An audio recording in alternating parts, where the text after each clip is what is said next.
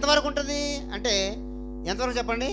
పట్టణాలు పాడైపోయేంత వరకు, గృహాలు పాడైపోయేంత వరకు కూడా నువ్వేం చేయాలి చెప్పండి? ఈ సువార్త నీవు చెప్పుకుంటూ వెళ్ళిపోవాలి. అబ్బాబా, మాట వినరు, గ్రహించరు, అక్కడ నీకేమీ ఉండదు. అయినా సరే వెళ్తావా?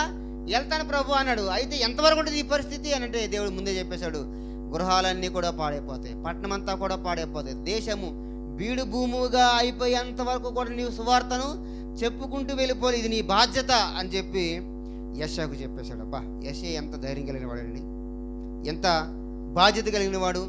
ఇలాంటి దేవుడు ముందుగా చూపించినా కూడా వెళ్తాను అన్నాడంటే ప్రజల పట్ల ఎంత మక్కువగా ఉంది, ప్రజల పట్ల ఎంత భారం ఉంది, ప్రజల పట్ల ఎంత బాధ్యత ఉంది.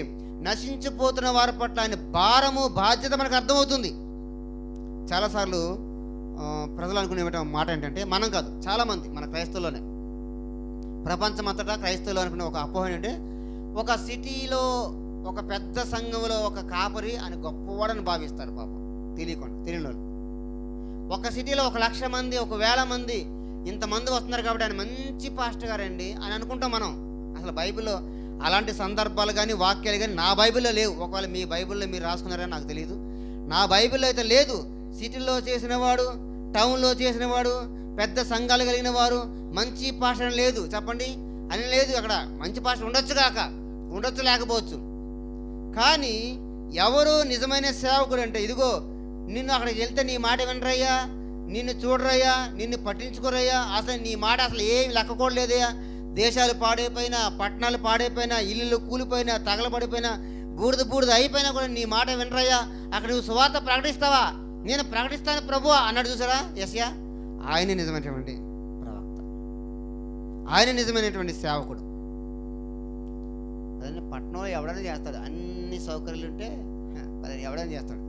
ఇలాంటి చోట కూడా చేయాలి అంటే, నేను కాదు, ఉదాహరణ చెప్తాను, ఇలాంటి చోట కూడా చేయాలి. ఇంకో ప్రాంతంకి వెళ్ళి అక్కడ చెప్పండి, అక్కడ ఎవరు నరమాంస భక్షులు ఉంటారు చూసా, అక్కడికి వెళ్ళి సేవ చేయాలి. కత్తిపడికి చంపేస్తారు చూసా, అక్కడికి వెళ్ళి చేయాలి సువార్త. అబ్బో వైజాగ్లో చేస్తున్నారు మా పాస్టర్ గారు, పెద్ద పాస్టర్ గారు అని అనుకుంటాం. పెద్ద పాస్టర్ గారు కావచ్చు, కాకపోవచ్చు, మనం డిసైడ్ చేయలేం. హైదరాబాద్లో చేస్తున్నాడు, కుక్కపట్లో చేస్తున్నాడు, బెల్లంపల్లిలో చేస్తున్నాడు, పెద్ద పాస్టర్ గారు కావచ్చు, కాకపోవచ్చు, వాక్యాన్ని బట్టి.